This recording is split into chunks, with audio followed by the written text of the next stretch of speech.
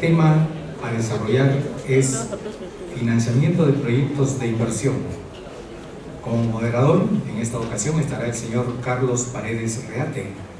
Él es contador público colegiado, egresado de la Universidad Nacional Mayor de San Marcos. Es máster en Administración de la Educación por la Universidad de Lima. Tiene estudios de especialización de auditoría en la Universidad de Lima.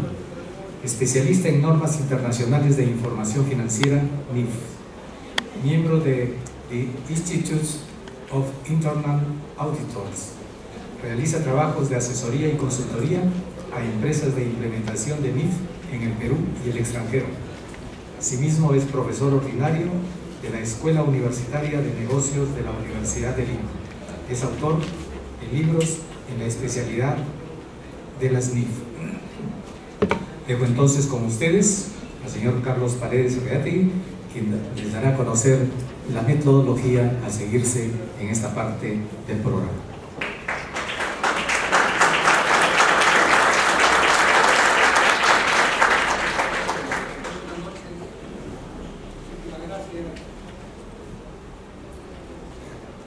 Muchísimas gracias al Colegio de Contadores Públicos de la Libertad y la Sociedad de Minería por la invitación a este evento. Vamos a ser responsables con la hora, porque si no, el vuelo del no deja.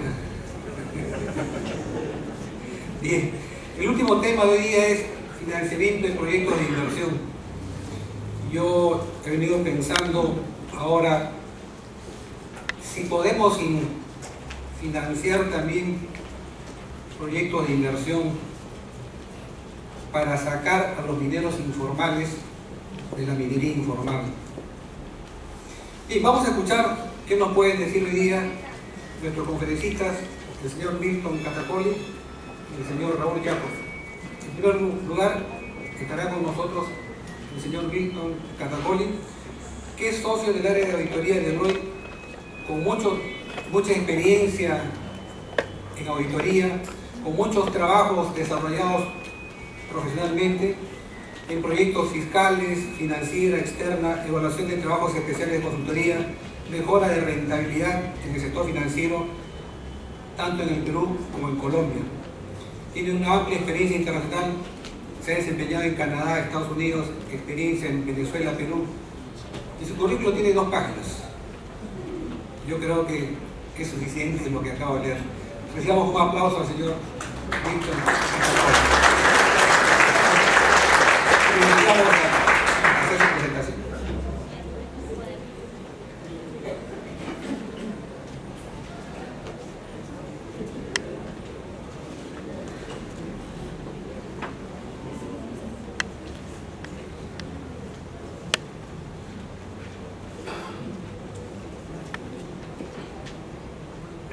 Bueno, primero que todo, buenas tardes y muchas gracias por la asistencia de hoy. Para nosotros en Deloitte es un gran placer poder estar con ustedes y compartir un poco de experiencias con tan numeroso grupo de personas y sobre todo gente tan joven que imagino están acá habidos de incrementar un poco de conocimiento de lo que pasa en el mundo real, en lo que son temas financieros. Esta básicamente va a ser la agenda de mi presentación de hoy. Vamos a hablar un poco de cuál es el contexto de la industria y luego vamos a pasar a cuáles son los tipos de financiamiento que tienen acceso la compañía de la industria mineroenergética, no solamente en el Perú, pero he tratado también de acumular un poco de información de qué pasa en mercados un poco más desarrollados como el mercado canadiense, el mercado americano y el mercado australiano, que como bien saben ustedes son líderes en el desarrollo de la industria mineroenergética. Y luego vamos a hablar un poco de qué tiene que hacer básicamente una compañía del sector para poder acceder a este tipo de créditos y a qué tipos de créditos puede acceder cada tipo de compañía. Definitivamente no tiene las mismas opciones de financiamiento una junior que tiene una gran compañía como un Barrick o un BHP, por diversas razones que luego vamos a ver un poco más en detalle. ¿Cuál es el contexto de la industria? El financiamiento, como ustedes saben, el mundo todavía no sale, está atravesando por una gran crisis financiera, dentro de lo que el principal característica ha sido la sequía de los mercados financieros. Básicamente, el crédito desapareció. Fue muy difícil acceder a crédito, por lo que las compañías que tenían un muy buen plan de negocios, o las compañías más sólidas, eran las que más podían tener acceso al crédito, y las compañías con un perfil de riesgo más elevado definitivamente estaban quedando un poco rezagadas sin el acceso al crédito. Entonces, el financiamiento continúa en estos días siendo una tarea difícil, incluso para los protagonistas más fuertes. En particular, financiamiento de proyectos es provisto por los países muy necesitados de recursos naturales. Básicamente, países como India, China, son los que están más interesados en que la industria no se paralice y siga adelante, y son los que han empujado un poco temas de financiamiento a la industria.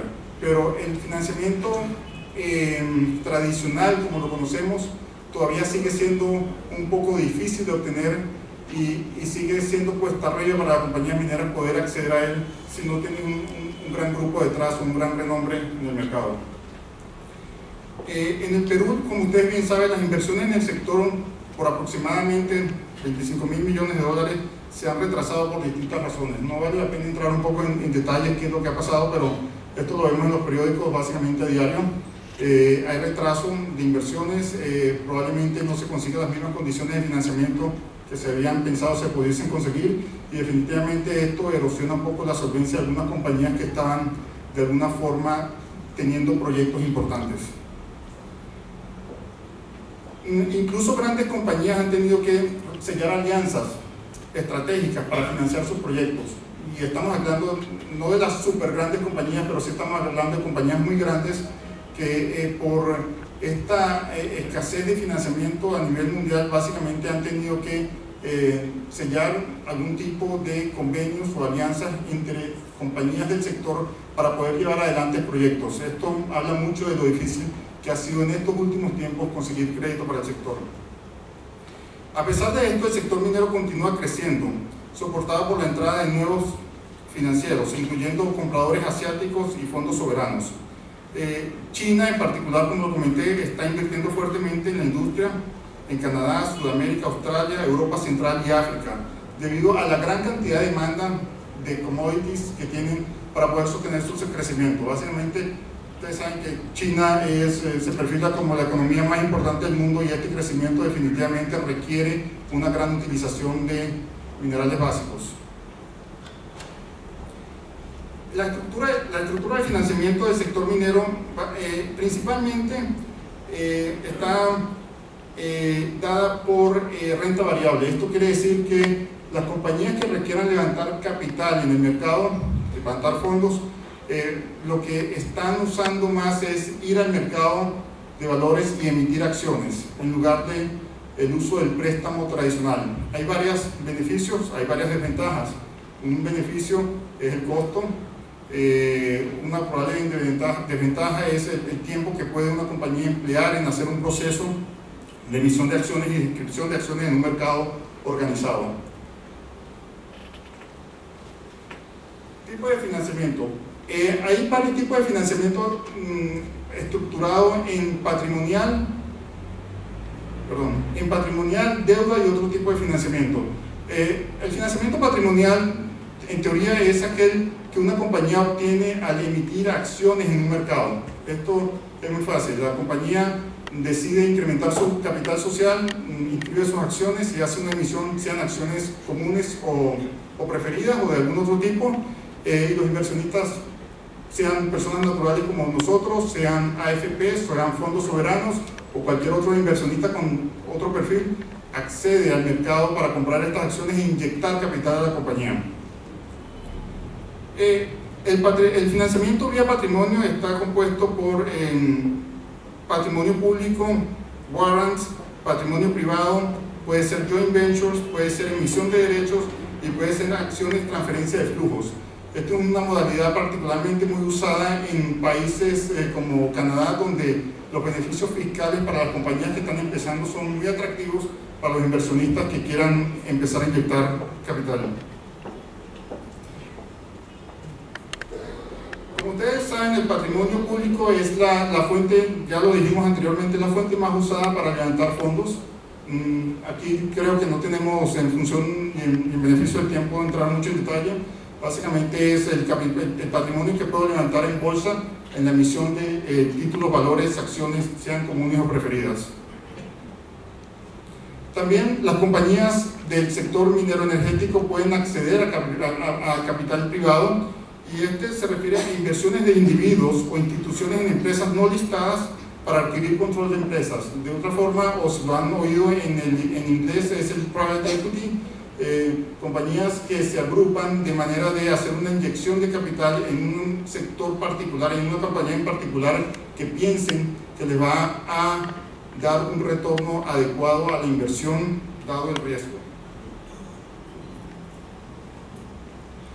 Las compañías, las empresas mineras representan un target interesante si tienen altos ratios de cash flow o en endeudamiento. Básicamente, los private equities, las personas que están interesadas en participar como private equities en compañías del sector, se fijan mucho en la capacidad y la solvencia de la compañía, por lo que muy probablemente no todas las compañías puedan estar siendo un target de este tipo de inversores si no tienen unos indicadores de solvencia muy sólidos que les garanticen un retorno de la inversión.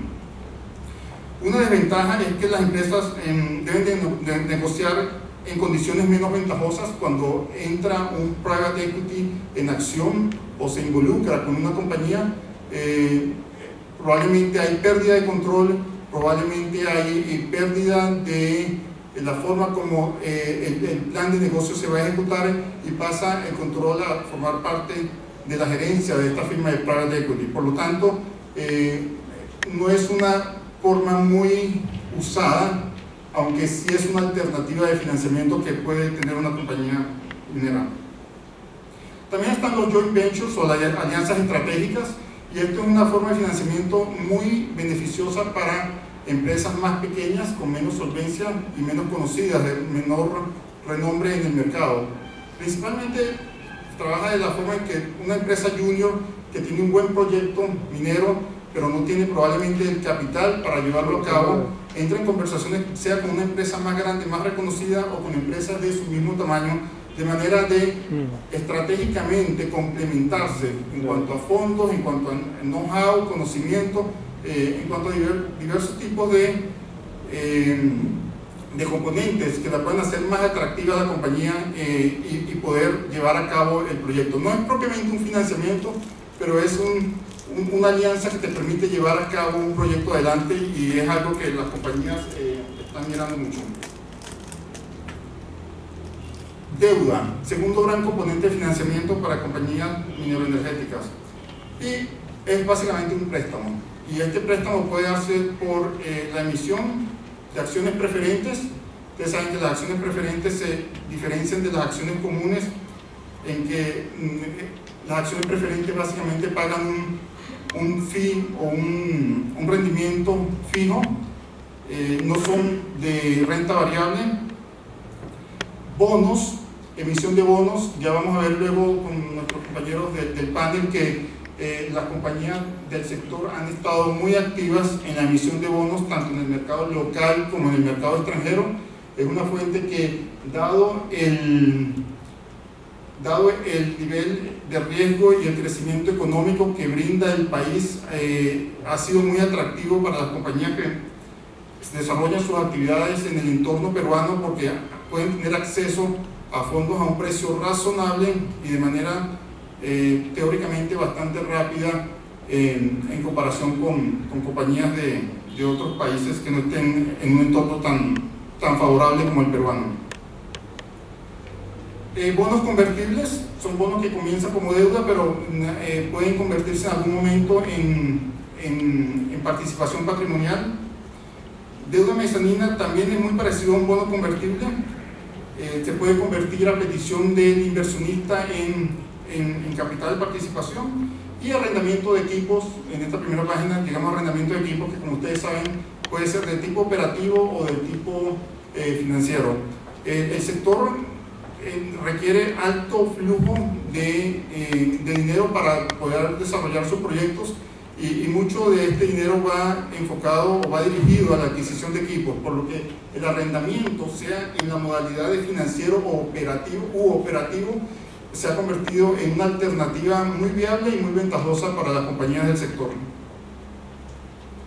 Y bueno, hay otros instrumentos más sofisticados que probablemente todavía el mercado peruano no esté preparado para tenerlos, pero a manera de ejemplo está forward prepagados, que están basados en el concepto de préstamos de oro. El financista provee efectivo a cambio de un porcentaje de la producción de una propiedad, y tienen ventaja básicamente de calzar flujo de repago de los ingresos por producción. Estos son muy famosos en el mercado canadiense, y lo que básicamente todos nosotros conocemos como préstamo bancario. Es provisto por un banco del sector, es lo más rápido, y bueno, requiere algunos requisitos que luego vamos a ver un poco más que requiere una compañía del sector, o cualquier compañía básicamente, para poder acceder a una buena condición de un préstamo bancario. Luego tenemos otros financiamientos. Entonces está financiamiento de proyectos, donde no se financia a la compañía como un todo, sino que el financista interesado en participar o proveer financiamiento a una empresa se fija en aquellos proyectos que a su modo de ver son más seguros, son más sólidos, más robustos, y que le generan el menor nivel de riesgo al financista. Entonces puede haber financiamiento para proyectos en particular. Entes multilaterales, todos hemos oído hablar del Banco Interamericano de Desarrollo, hemos oído hablar de la CAF, hemos oído hablar del Banco Mundial. Ellos también tienen en su programa de préstamos créditos al sector privado, que sería básicamente donde se mueven las compañías del sector, y son disponibles solamente para operaciones de alta magnitud, focalizados en objetivos sociales y ambientales, y incluye paquetes de asesoría de parte de estos organismos, y tiene una desventaja que la burocracia los hace un poco lentos, porque los requisitos que imponen estos organismos son a veces muy limitantes hacia cómo se pueden usar los fondos, a quién se puede contratar y cómo se puede contratar el uso el pago con estos fondos. Y luego está lo que conocemos como M&A, fusiones y adquisiciones, muy parecido a lo que sería un joint venture. La necesidad no es propiamente un financiamiento, pero es la necesidad de estratégicamente llegar a la decisión de unirme con un competidor o con otra compañía del ramo, de manera de poder llevar a cabo un proyecto ante la falta de fondos para poder financiar los míos propios. Ok, ¿qué tipo de financiamiento es el apropiado y cómo acceder a este? Bueno, apropiado probablemente es cualquier financiamiento al que puedas acceder. Como lo dije al principio, el tema es a qué financiamiento cada compañía del rubro puede acceder. El sector minero energético es considerado de cierto riesgo para los proveedores de financiamiento, por lo que los grandes jugadores del mercado, que todos hemos oído alguna vez el nombre, está Barrick, está BHP y otras compañías de gran envergadura, pueden tener acceso cómodamente a fondos y a financiamiento, pero hay compañías con grandes proyectos, de las que llamamos juniors, que no tienen este mismo acceso. Entonces, definitivamente el financiamiento para una gran compañía resulta, lo puedes componer de manera diferente, y puedes obtener beneficios, costos o beneficios financieros del financiamiento, mientras que las juniors muy probablemente siempre terminan en un joint venture o financiamientos a altas tasas de interés poco convenientes desde el punto financieramente. Hay factores a considerar externos para cuando hablamos de financiamiento, y son los que los financistas consideran o ven muy cuidadosamente a la hora de pensar en proyectos de financiamiento para el sector. Y estos pueden ser el riesgo país. Definitivamente no es el mismo riesgo para un financista dar financiamiento a una compañía peruana de cualquier envergadura, ahorita sin entrar en detalle, que darle a una compañía que está en Venezuela. Definitivamente acá hay cierta libertad para inversiones, la economía está en una situación de crecimiento y se espera que siga creciendo, el Perú está en una posición comercial muy ventajosa, por lo que resulta el riesgo país un elemento muy importante a considerar a la hora de entrar en el negocio de financiar compañías del sector. Acceso a financiamiento local e internacional. ¿Qué tipo de acceso se tiene a este tipo de financiamiento? La industria per se, el estado de desarrollo de la industria, aspectos de regulación. Ustedes saben, por todo lo que pasa en el país, hay temas sociales, hay temas regulatorios. Esos asuntos son considerados al tomar la decisión, o son como factores externos al tomar la decisión de entrar en financiamiento. Y zona geográfica, ubicación, vías de acceso, cercanía a ciudades importantes. Es otro tema que consideran. No es lo mismo tener una mina que esté muy cerca de cualquier puerto, un puerto muy importante, a básicamente tenerla en el centro de algún continente o en el centro de África, donde las vías de acceso y sacar el producto sea muy difícil. Pero también hay factores internos que se están viendo cada vez más, y estamos viviendo una época de transparencia, de mejores prácticas, de buen gobierno corporativo, lo que para los inversionistas o los financieros que quieren entrar en la industria es muy importante verificar o darse cuenta de que las compañías tienen un buen plan de negocio, un buen ciclo de vida de la empresa, un objetivo de financiamiento bien claro, tiene fortaleza financiera y tiene un buen gobierno corporativo. O sea, y básicamente el gobierno corporativo está de último, pero yo diría que actualmente es uno de los términos más importantes y que más se considera a la hora de que sea un financista o un inversor toma la decisión de invertir un monto considerable en cualquier compañía, independientemente de la industria de la que estemos hablando. Como ustedes probablemente han oído, un buen gobierno corporativo, quise detallar un poco acá, abarca la estructura de gobierno de la empresa y los controles internos que generan transparencia y confianza a los inversionistas y a las partes interesadas. El impacto del gobierno corporativo en emisiones de acciones o deudas se puede medir en un mismo rating de riesgo que resulta en menores tasas de interés o mayor precio de las acciones. Una compañía con un buen gobierno corporativo demostrada como sólido, definitivamente puede tener mejor acceso a mercados financieros nacionales e internacionales, y eso ya no es una ilusión, es un hecho. Para algunos de nosotros los que hemos estado trabajando en emisiones nos damos cuenta del gran interés que los banqueros internacionales le ponen al tema de gobierno corporativo y el impacto tan importante en basis points, el impacto financiero que resulta para estas compañías con un buen gobierno corporativo. Perdón. Las compañías exitosas mantienen un directorio de prestigio, comités de auditoría, estados financieros auditados, fuertes estructuras de control interno, buenas relaciones con inversionistas y partes interesadas. Esto va más allá de lo mero cuantitativo y entramos un poco más a lo cualitativo en cuanto a la estructura de una compañía exitosa que quiera tener un acceso a los mercados financieros nacionales e internacionales. Hasta acá, entonces, la presentación mía. Mi presentación es muy general acerca de fuentes de financiamiento. Luego mi colega del panel va a entrar un poco más en detalle de fuentes de financiamiento en la vida real que le ha tocado vivir, y allí podremos ver un poco más lo que sucede en la vida real de una compañía. Muchas gracias.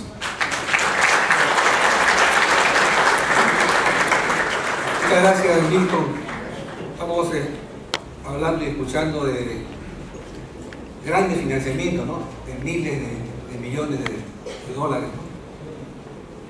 Yo conozco un caso el año pasado de una empresa que se formó con un capital, una empresa minera, que se formó con un capital de 3.000 soles y compró una minera en 300 millones de dólares. Pero, lógicamente, detrás de esa empresa que se creó estaba una muchísimo más grande en Canadá que avalaba toda esta operación, ¿no? Es decir, yo creo que hay muchas formas de financiamiento, ¿no? Bien, y vamos a seguir hablando de millones de dólares. A continuación estará con nosotros Raúl Jacob, que es Contralor Corporativo de Southern y Director de Contraloría y Finanzas de la sucursal Perú, con más de 20 años de experiencia en diversas posiciones gerenciales en la empresa. Ha liderado trabajos de evaluación y financiamiento de proyectos por más de 4.500 millones de dólares. Ha trabajado en diversas entidades y diversas iniciativas de Southern. Tiene a su cargo la función de relaciones con inversiones de Southern desde el año 2005, ¿no? Actualmente es miembro del Comité Consultivo MBA de Finanzas de la Universidad del Pacífico y del curso de Gestión Financiera de Helix. Fue presidente del Centro de Estudios Estratégicos de IPAE.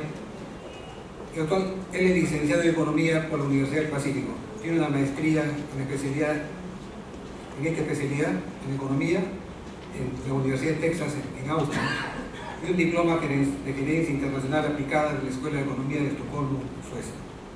Recibamos con fuerte aplauso a Raúl.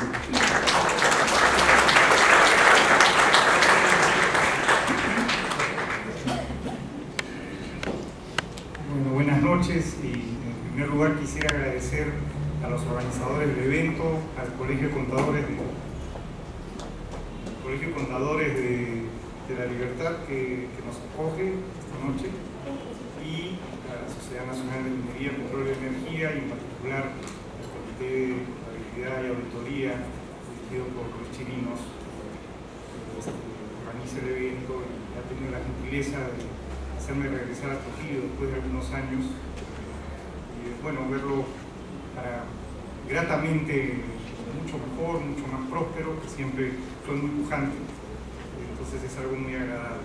Bueno, vamos a la materia y como decía Milton, creo que vamos a ver el contrapunteo entre lo que hace una excelente presentación conceptual, teórica y de principios, el lado de Milton, y la experiencia de una compañía que tiene ya más de 50 años de operación en Perú, que es Southern Perú, y que ha ido creciendo, y ustedes van a ver cómo estos temas que a veces no se les da importancia, como el gobierno corporativo o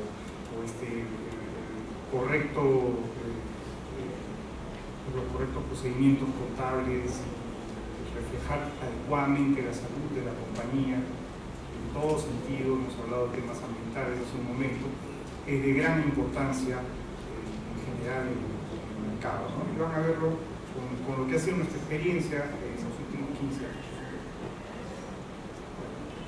Entonces esta es la agenda. Básicamente les voy a comentar qué pasaba al comienzo del proceso y cuál ha sido la estrategia y los resultados de la estrategia, los vamos a ver a lo largo del tiempo, ¿no?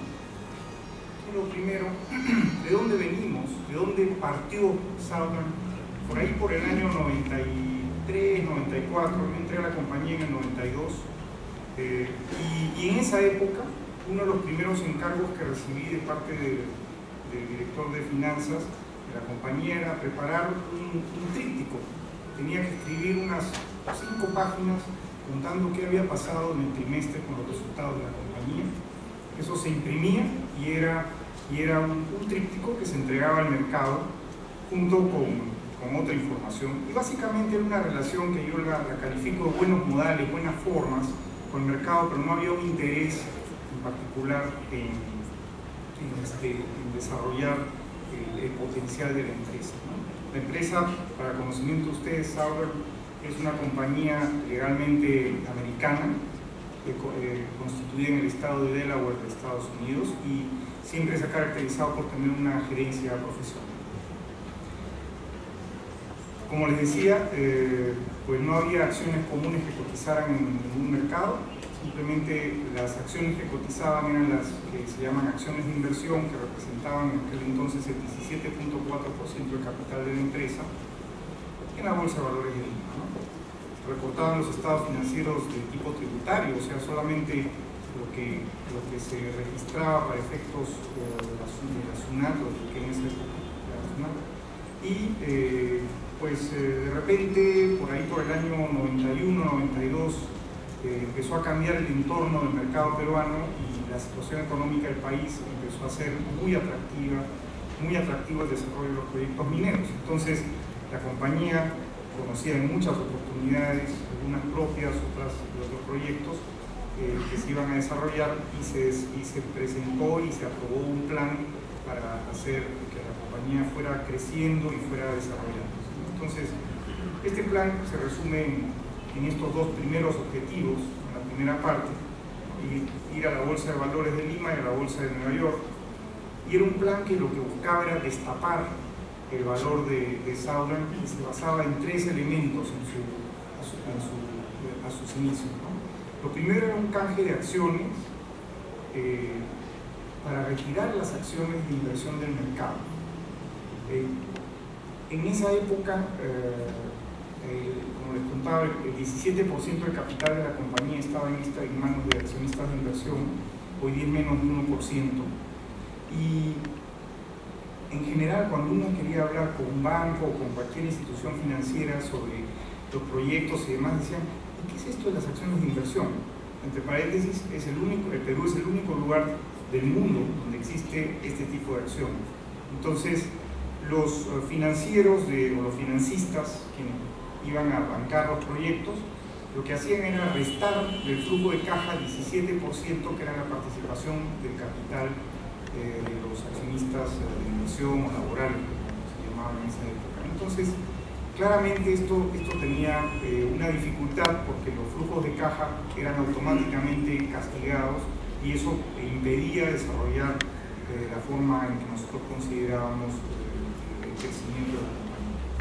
Luego, un elemento fundamental desde el saque fue una serie de medidas de gobierno corporativo para favorecer el desarrollo de la compañía, las voy a detallar en un momento, y estas dos medidas iban a apuntalar una entrada al mercado internacional de deuda por parte de la compañía. Y la razón para entrar en el mercado internacional de deuda, bueno, veo muchos rostros jóvenes acá, no lo han vivido, pero había una época en que en el Perú una compañía grande no podía conseguir con facilidad un préstamo de 30 millones, 40 millones de dólares. Entonces se necesitaba acceder a mercados, lo que se llaman mercados más profundos, o sea, con mayor capacidad de financiamiento, y por esa razón es que también se iba a ir a los mercados internacionales. Entonces se hizo, lo primero, se canjearon las acciones laborales. El último día útil del 95 se recibieron todas las propuestas y se canjeó el 100% de las antiguas acciones comunes, o sea, las de los accionistas fundadores de la compañía, y el 81% de las acciones de inversión por nuevas acciones comunes. Estas son las que cotizan hoy en día en la Bolsa de Valores de Lima y en la Bolsa de Valores de Nueva York. Como les decía, la compañía no es una compañía nacional o peruana legalmente hablando, tiene una sucursal acá en el Perú, y cotiza con acciones comunes que hoy día han estado alrededor de $34. Esas son las acciones, y es la misma acción de la que estamos hablando en este salón. Las acciones de inversión, gracias a esta transacción, se redujeron de 17.4% a 3.4% del capital. Y acá canjeamos papeles por papeles, o sea, tengan ustedes presente que hay un tema de credibilidad de la valoración implícita de la compañía al hacer este tipo de transacciones. Y bueno, luego de eso la empresa consistentemente compró acciones de inversión hasta reducirlas a lo que es hoy día, que es el 0.7% del capital. Pero en ese entonces teníamos accionistas comunes tipo A y comunes a secas. Los comunes eran los que participaban de esta nueva acción, ¿no?, que estaba listando desde el primer día útil del año 96, y tenían un voto por acción. Y las comunes clase A no cotizaban, eran de propiedad de las empresas fundadoras y tenían 5 votos por acción. Entonces, claramente el control de la compañía todavía seguía, sin duda, en los fundadores de la empresa. Y vamos a ver cómo eso también cambió con el tiempo. Además, en la parte de gobierno corporativo se tomaron varias medidas. En esa época me acuerdo que discutíamos internamente si esto era moda o moda, ¿no? Si era una tendencia realmente a la cual había que apoyarla y había que tomarla, o si era una cosa que iba a pasar. No quedaba claro, hoy día no hay duda. Es un nuevo modo de hacer las cosas, o un modo más eficiente de llevar los asuntos de las compañías. Se incorporaron al directorio dos directores independientes que representaban a los nuevos accionistas comunes, ex acciones de inversión, y empezamos a reportar con principios contables generalmente aceptados de Estados Unidos y Perú. Y en el tema de reportes hubo un incremento importante de todo lo que eran reportes al mercado, ¿no? Pasamos de tríptico a tener 4 reportes importantes al año, además de notas de prensa trimestrales, conferencias con los inversionistas, etc. Estos reportes ustedes los pueden ver entrando al website de la compañía, son bastante detallados, dan información sobre la geología de los yacimientos, el tipo de equipos que existen en cada operación, la antigüedad de estos equipos, en fin, la estructura de la deuda, las tasas de interés, muchísimo detalle. ¿Qué piensa la compañía? ¿Cuáles son sus planes? ¿No? Hay una serie de secciones. En resumen, el que lee esto, y curiosamente las estadísticas indican que a nivel internacional menos del 10% de los inversionistas pequeños, individuales, digamos, leen este tipo de reportes, no los nuestros, sino en general, ¿no? Pero realmente quien lo hace llega poco a poco a entender bien a la empresa y a saber hacia dónde va y tiene una decisión mucho más informada. Como les decía, son reportes muy transparentes que tienen una serie de puntos, ¿no? Y tocan temas que son de gran importancia. Por ejemplo, el tema de transacciones no relacionadas con el negocio minero, como son los derivados. Basta nombrar o basta decir que las 3 últimas crisis mundiales financieras, incluida la actual, se originan en el uso de instrumentos no relacionados con el negocio principal. Ustedes recordarán a la compañía productora de gas que quebró hace algunos años y generó una importante crisis a nivel mundial. Esta compañía básicamente quebró por uso de derivados. Entonces, todo este tipo de cosas tienen que ser reportadas con cuidado en nuestros resultados. Bueno, todas estas medidas de gobierno corporativo partían ya de una convicción, que era que lo que requeríamos era presentar a la empresa, explicar nuestros planes, ser transparentes, ser predecibles, porque realmente nosotros consideramos que nuestra propuesta de valor es muy fuerte y los inversionistas la van a entender y van a apoyarnos en lo que nosotros queremos hacer. Ya entrando en el mercado de deuda, y acá van a ver que había de todo un poco, pues empezamos a hacer una serie de inversiones, ¿no? Y ven que en 91 pues, se hizo un acuerdo con el gobierno peruano. De ese acuerdo salió un paquete de inversiones de $400 millones. En esa época era un récord. Se compró la refinería de Hilo, que la estaba privatizando Minero Perú. Se hizo una planta de extracción por solventes y electrodeposición en Toquepala. Se hizo la expansión de Cuajone, la expansión de Toquepala. Se modernizó la fundición de Hilo.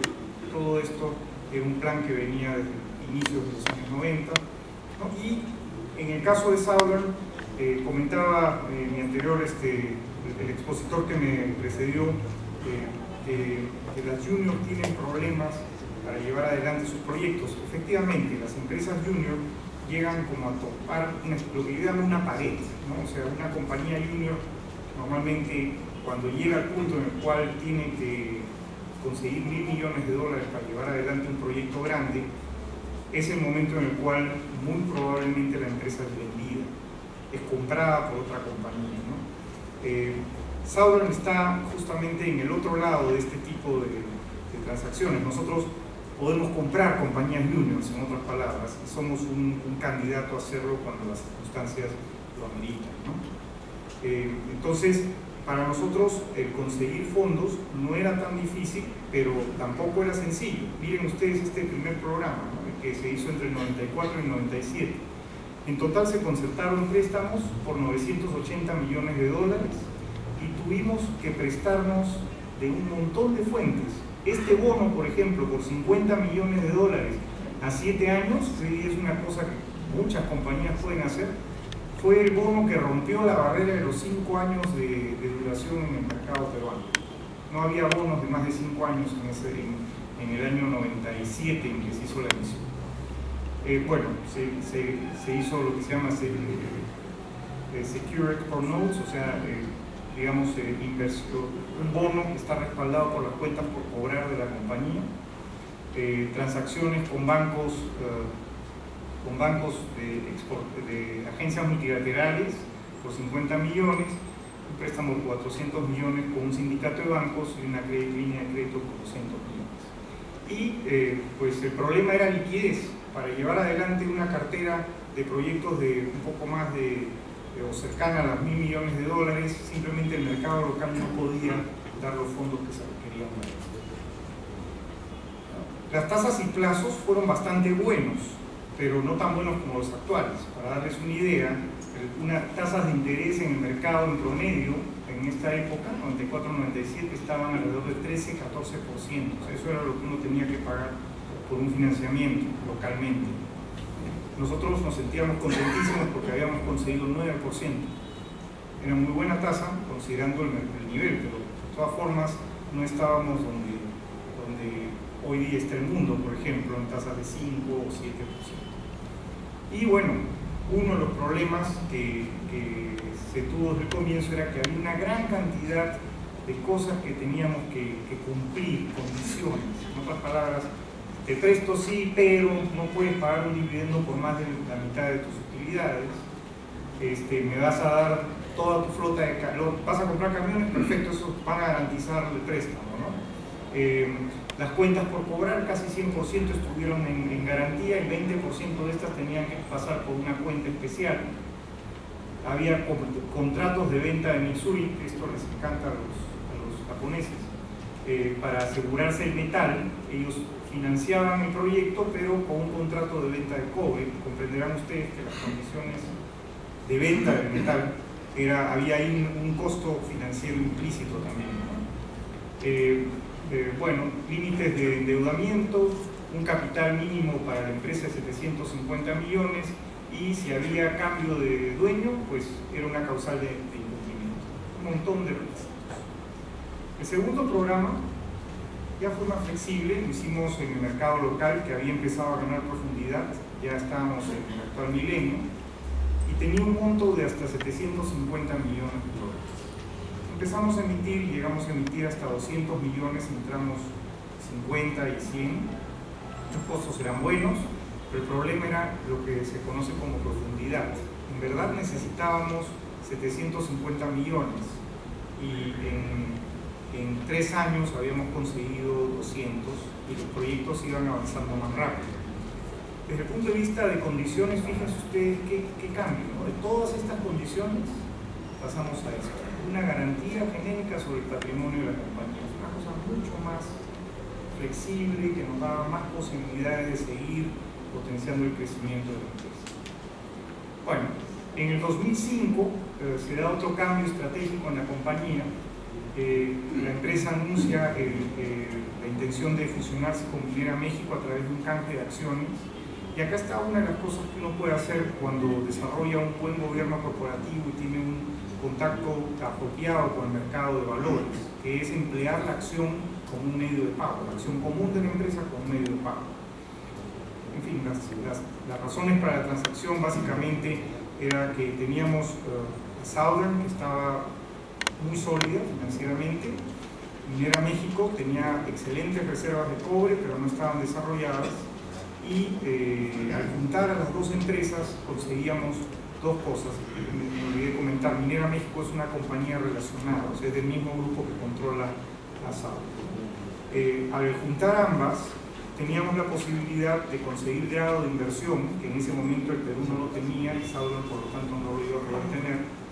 Y además de eso conseguíamos mucha más visibilidad al entrar a una liga de productores diferente a la que estábamos en ese entonces. Bueno, el directorio lo aprobó y en el 2005 se hizo la transacción. Más del 90% de los accionistas minoritarios, o sea, de los que no controlaban la compañía, se aprobaron la operación y en el 2005, en abril, el primer día útil de abril, inició las operaciones de la nueva compañía que se llama Southern Copper Corporation. El valor de mercado se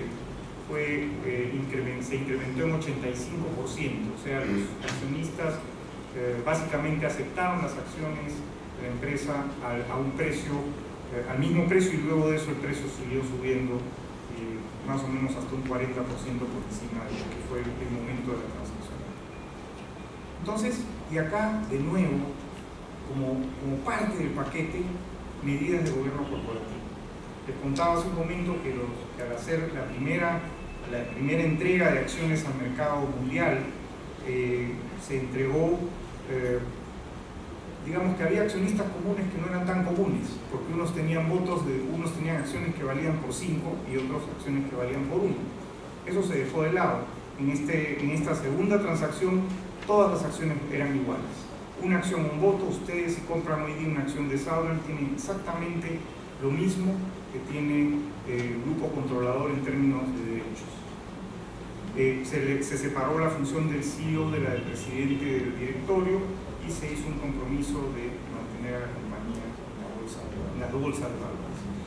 Un punto importantísimo es que se aumentó el número de directores independientes a 5, un total de 14. Ahora estos directores conducen el comité de auditoría en la empresa. Créanme que son duros, yo tengo que reportar y son duros. No la pasamos fácil explicando a veces algunas cosas, particularmente cuando hay alguna transacción entre partes relacionadas, como por ejemplo el grupo controlador tiene una empresa de ferrocarriles que le da servicio de transporte a la operación, a las operaciones de México. Entonces, estos contratos tienen que ser aprobados por el comité de auditoría antes de hacerlo. Se creó la función de relaciones con inversionistas que se me asignó y desarrollamos algunos instrumentos como un nuevo sitio web como medio de presentación de la empresa. El tercer programa se hizo en el año 2005 y acá entramos con una emisión internacional de $1.200 millones. 1.000 millones se colocaron a 30 años y la tasa de interés fijada fue 7,5 fija, y 200 millones a 10 años al 6,37. Las restricciones eran bastante razonables, ¿no?, para este tipo de transacciones. Y bueno, acá vimos pues que evidentemente, si bien no nos iba mal en el mercado local, el tema de profundidad era mucho más atractivo a nivel internacional. En el 2010 hicimos nuestro último programa de deuda, fue por 1.500 millones. Las tasas mejoraron incluso respecto a la anterior transacción, 1.100 millones a 30 años, al 6,75 y 400 millones al 5,375, ambos tasas fijas a largo plazo. La demanda superó a la oferta en 6 veces, o sea, nosotros emitimos 1.500 millones y demandaron 9.000 millones. Entonces, acá se ve el impacto que tiene el contacto con el mercado, digamos, el cuidado en todo lo que es la expresión de los resultados de la empresa a través de los estados financieros y las prácticas de la compañía, y toda la función de relaciones con inversionistas. Todo eso va ayudando. Interesantemente, desde el momento en que alguien levantó el teléfono y dijo vamos a hacer una emisión por 1.500 millones de dólares, hasta que se cerró esto y se recibió el dinero, pasaron 29 días. Entonces, eso también da una idea de cuando uno llega a esto, y miren de dónde veníamos. Acuérdense que no teníamos acceso, nos costaba mucho trabajo conseguir 50 millones de dólares 12, 13 años antes. Cuando uno llega acá, ya las cosas son diferentes y puede entonces plantearse cosas como lo que les comentaba, comprar una junior que tiene un buen proyecto y seguir creciendo. Bueno, las restricciones eran muy parecidas al anterior programa y este programa pues fue bastante exitoso. La revista Latin Finance lo consideró el mejor bono corporativo emitido en el año 2010. Entonces, ¿qué es lo que vemos hoy día? Que en 15 años hemos conseguido un acceso a los mercados de valores de crédito importante, ¿no? Esto nos permite aprovechar muy bien los recursos y las oportunidades que tenemos. Hemos bajado nuestro costo financiero de manera sustantiva, sin tocar fuentes de financiamiento locales. Eso es algo también positivo para el país. Y evidentemente todas las medidas de mejora del gobierno corporativo han ayudado en esta dirección, es algo que tenemos muy presentes.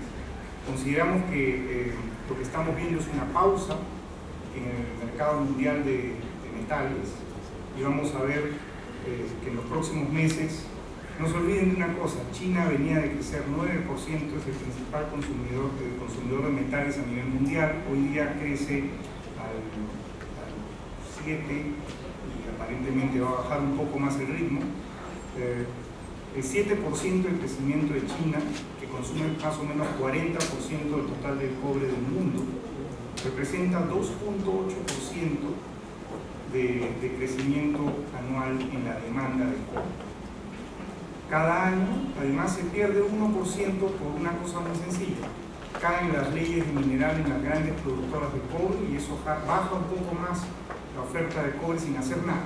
Entonces tenemos que China más o menos da un 3%, digamos, de la demanda de crecimiento al ritmo actual, bajo, y le agregamos eso un puntito más, un 1%, estamos como en 4% de crecimiento en la demanda. Bueno, ¿qué cosa es 4% de crecimiento en la demanda mundial de cobre al año? Nada más he hablado de China y de la caída en la producción de los productores actualmente en operación. ¿Okay? Falta los mercados emergentes, los BRICS, en fin, podemos hacer una lista, pero quedémonos con ese 4%. El mundo produce y consume 20 millones de toneladas anuales de cobre. 4% son 800.000 toneladas y ese monto es más o menos, es muy cerca de la producción del más grande productor a nivel mundial. De hecho, es más que lo que produce Southern a nivel mundial y, digamos, es una presión fuertísima sobre el mercado de metales. Entonces nosotros lo que pensamos que está ocurriendo es algo parecido a lo que ocurre cuando uno va en la carretera y va en el carro, y acá lamentablemente yo tengo la costumbre de manejar un poco rápido, va a 150 y de repente tiene que bajar la velocidad y tiene que bajarla porque adelante hay un control policial. Entonces, bajamos la velocidad, vamos a 80 y sentimos que no avanzamos, pero estamos avanzando. Entonces lo mismo está pasando con China, se está ajustando a un nuevo ritmo de crecimiento, pero que va a venir otra ola de crecimiento, no tenemos duda, ¿no? Eso es lo que se llama el superciclo. Dentro de eso nosotros estamos en este momento con las mayores reservas de cobre del mundo. Acá está Southern, no sale Codelco con este gráfico porque ellos no cotizan en bolsa, están muy pegados a nosotros, y acá no están las reservas de nuestros proyectos. O sea, por ejemplo, Tía María no está metido acá, solamente las operaciones.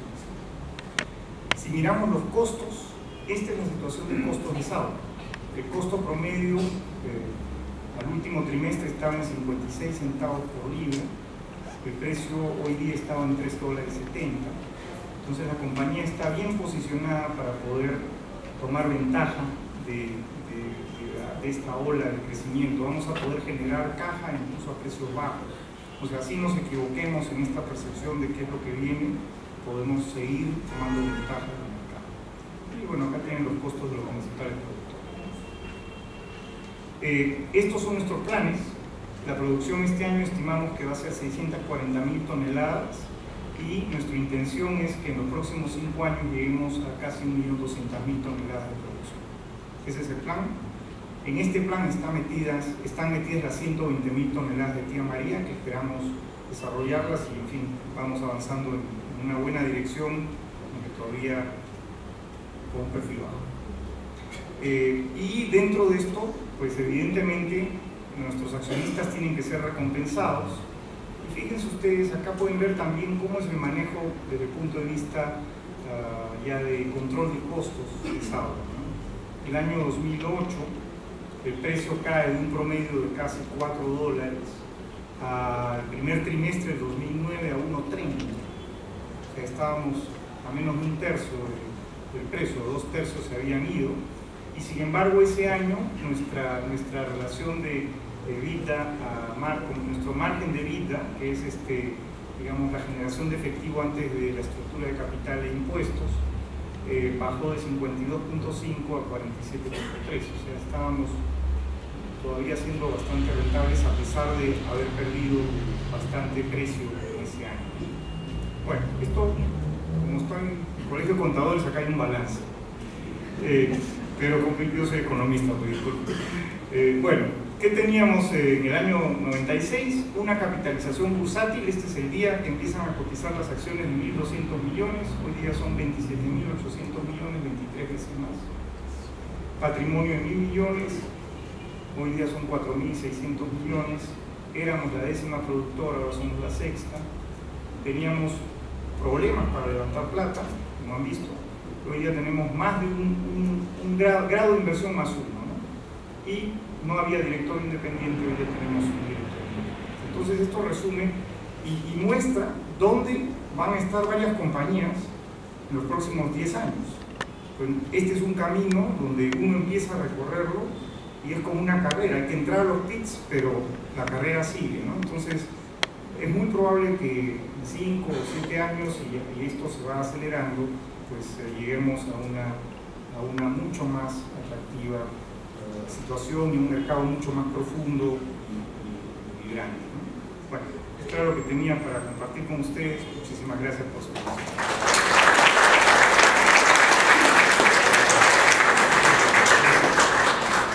Muchísimas gracias, Raúl, por toda la ilustración que nos has hecho. Y es una gran realidad de que los negocios crecen, pero no con inversión de los dueños, sino con inversión con plata de terceros. Y esa es una gran realidad porque el financiamiento es muy importante cuando los proyectos de inversión son también muy importantes. Pero tiene un riesgo también, ¿no? El riesgo es que el país tiene que dar una seguridad al inversionista, al que trae el dinero, ¿no? Porque si no, no viene el dinero. Y es cierto de que muchos negocios con poquísimo dinero, financiándose internamente o externamente, han hecho mucho dinero. Vamos a escuchar ahora al señor Rafael Rossi, que es contador público de la Universidad Católica del Perú, es magíster en Administración Estratégica de Empresas, también por la misma universidad, tiene un posgrado en Finanzas de SAN, tiene un diplomado en Gestión Minero en la Universidad Adolfo Ibáñez de Santiago de Chile, ha trabajado en empresas como Novartis y Arthur Andersen, y actualmente es gerente de Finanzas y Controles de Minera Barrick Chilca S.A. Vamos a darle un espacio de 10 minutos para que nos pueda alimentar mejor este tema del proyecto. Adelante. Ok, gracias. Buenas noches. Efectivamente, el manejo de ese breve para respetar el tiempo, como muchos, poder también ir al aeropuerto. Sin embargo, para mí es un placer estar acá. Vengo periódicamente, como ustedes saben, tenemos una mina en esta región. Realmente vengo en tránsito, pero en oportunidades como esta para mí es un orgullo poder estar más tiempo y compartir experiencias con colegas, ¿no? Y escuchar ponencias tan interesantes. Efectivamente, algunos comentarios que puedo hacer sobre estas presentaciones son fundamentalmente relacionados a que todo esto que se ha visto en la primera presentación en un marco teórico se cumple en la realidad, como lo hemos visto también en el caso de Sauer. Efectivamente, hoy el mercado mundial, debido a las crisis, está teniendo mayor interés en colocar fondos en mercados emergentes, y qué mejor que en países con relativa estabilidad y atractivo como el nuestro. Entonces, hoy se pueden conseguir mucho mejores tasas, mucho mejores condiciones de financiamiento que lo que se tenían hace, como hemos visto, muchos años, como el caso de Sauer. Entonces, esta es una oportunidad que tenemos que aprovechar, tanto las pequeñas, las medianas y las grandes empresas. Es cierto que hay diferencias, como se ha comentado, pero creo que la oportunidad está para todos, ¿no? Tasas LIBOR menores a 1% durante buen tiempo, creo que no se habían visto hace años, ¿no? Entonces, ahora es cierto, nuestro mercado local es poco profundo, las tasas son a veces mayores, hay límites legales, los bancos tienen ciertas restricciones para dar a una misma empresa un determinado monto, pero en general creo que, como les voy a contar ahora, montos de hasta 200 millones de dólares es posible conseguir y financiar localmente. Si es más de ese monto, es obviamente, como el caso de Sauer, mejor o la única opción buscar este financiamiento afuera. El caso de Minera Barrick, nuestra experiencia empezó en el año 2005 con la emisión de 2 series de bonos de 50 millones cada una, en total 100 millones de dólares, a un plazo de 6 y 8 años. Conseguimos tasas muy competitivas del LIBOR más 1.5%. Obviamente en esa época nadie soñaba que la LIBOR iba a estar, en vez del 5 que tenía en esa época, al menos de 1 que tiene ahora, pero en buena hora se dio ese hecho y tenemos bonos colocados en el mercado a esas tasas. También hemos tenido la oportunidad de financiarnos los proyectos, y en este caso específicamente la mina Lagunas Norte, que ustedes conocen, está en la Sierra de la Libertad. Fue financiada en gran parte, no solo con los bonos, sino también vía leasing, como se comentó en la presentación de Milton. Es una alternativa que usan las empresas y nosotros la hemos utilizado para construir parte de la mina, la hemos utilizado para hacer proyectos de ampliación, y realmente el leasing financiero, es decir, aquel que mantiene el riesgo en la empresa y que tiene opción de compra al final, es una buena alternativa de financiamiento. En general tenemos 400 millones de dólares financiados vía leasing en los últimos años en Barrick, especialmente en la mina Lagunas Norte, en el distrito de Tochicama. Tan es así que en mayo de este año se designó como el deal del año 2011 por la revista Trade Finance Magazine el último leasing que hicimos para la ampliación de la mina Lagunas Norte, especialmente el ISPAC, por 147 millones de dólares, debido a que fue una estructura muy interesante. Y ahí entran, por ejemplo, conceptos como los entes multilaterales que se comentaron también en la presentación inicial. Y en este caso el Citibank tuvo la genial idea de asociarse con el EDC, que es la Export Development de Canadá, para diversificar el riesgo y brindarnos una muy buena tasa, que en este caso fue de LIBOR más 2%, con lo cual financiamos 147 millones a una muy buena tasa, cuando generalmente se consigue el LIBOR más 4 o LIBOR más 5. Entonces esto fue considerado una muy buena operación. Inclusive internamente les puedo contar que a nivel mundial también Barrick otorga un premio de finanzas, y en el Perú tuvimos la suerte de también obtener el premio 2011 por esta operación muy conveniente para la empresa.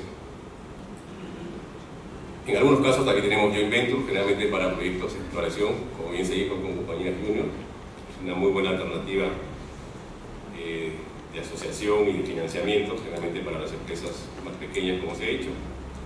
Ventajas hay varias: los fondos de bajo costo reducen el costo financiero.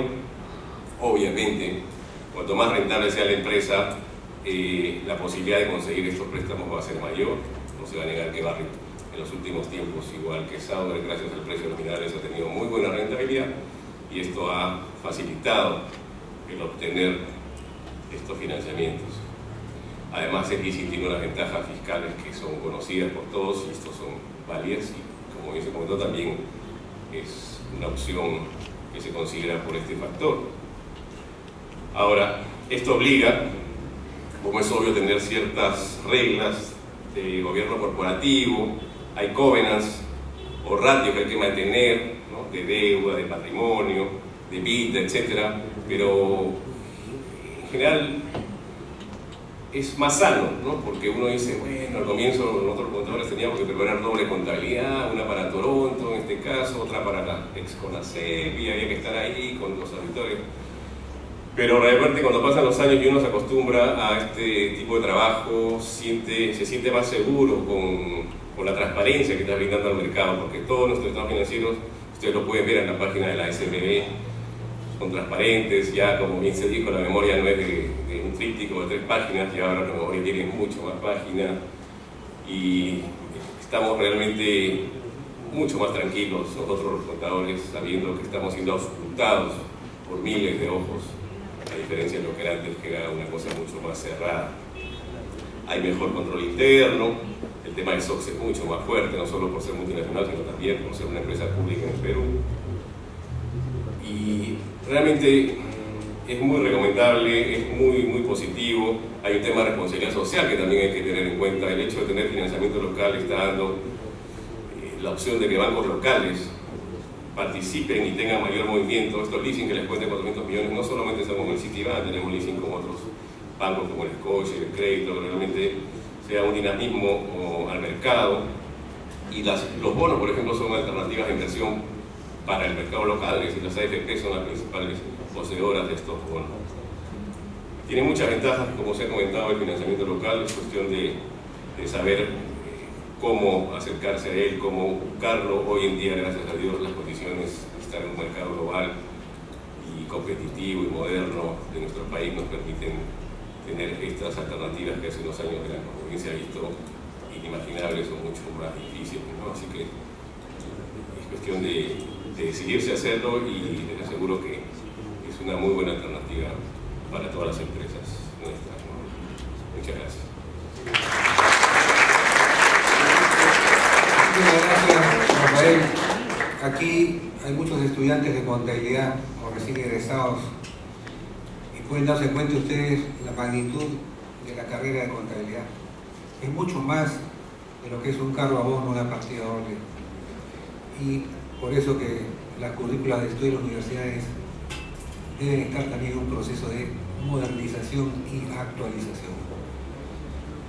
Y todo lo que hemos escuchado hoy día de responsabilidad social y ahora de financiamiento, finalmente lo vemos en los estados financieros, ¿no? Gran parte de lo que hemos escuchado hoy en estos últimos temas hoy día está en lo que se llama las notas a los estados financieros, incluido el tema del medio ambiente. ¿Por qué? Porque necesitamos ser más claros y ser comprendidos para poder cumplir uno de los fines de la contabilidad, que es la comprensibilidad. Y para que sea comprensible debe tener toda la información para que los inversionistas o usuarios puedan tomar decisiones. Les agradezco muchísimo, un aplauso a los de la mesa. Voy a hacer un presente a cada uno. Al nombre de los organizadores, nuestro moderador Carlos Paredes Reate, que va a hacer entrega de unos presentes recordatorios. En primer lugar, al señor Raúl Jacob Ruiz Sánchez.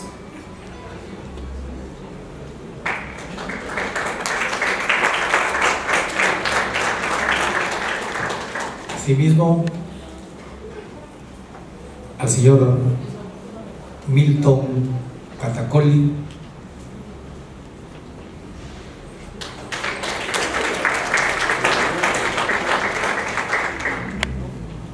Al señor Rafael Rossi Arroba.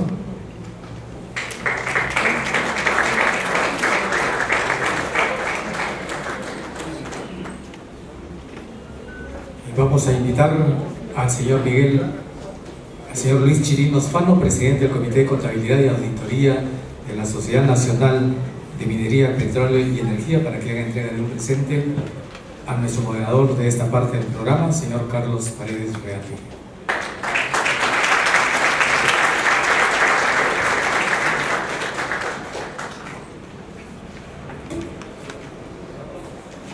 De esta manera, damas y caballeros, concluye la presente sesión de exposiciones. Debemos indicarles que al final del evento a los participantes se hará entrega de los certificados, los cuales serán canjeados por las encuestas. De igual manera, indicarles que mañana desde las 14:30 a 15 horas, puntual asistencia para su registro y empezar la segunda jornada de exposición. Gracias. Buenas noches.